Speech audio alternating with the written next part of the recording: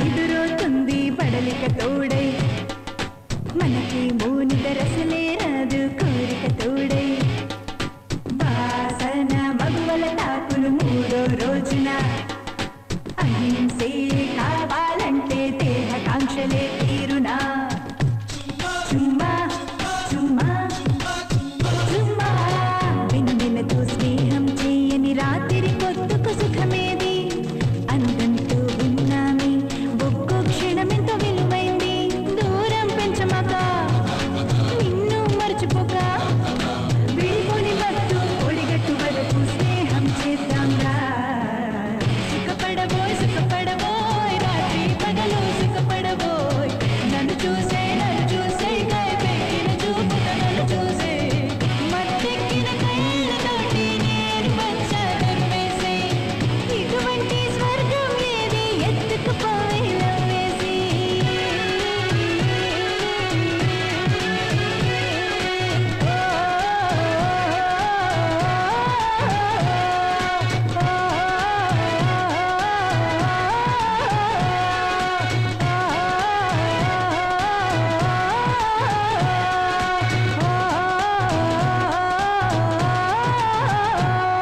ఎలాంటి వారికైనా కొన్ని అనుకోని క్లిష్ట పరిస్థితులు ఎదురవుతాయి.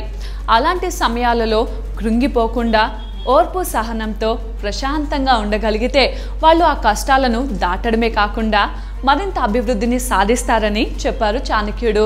అందరూ తప్పక గుర్తుపెట్టుకోవాల్సిన చాణక్యుడు చెప్పిన ఆ 12 విషయాలేంటో ఇప్పుడు తెలుసుకుందాం. 1.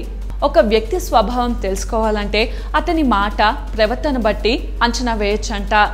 2. అత్యాశ దురాశ స్వార్థపరులను మనం ఎప్పటికీ మార్చలేమట.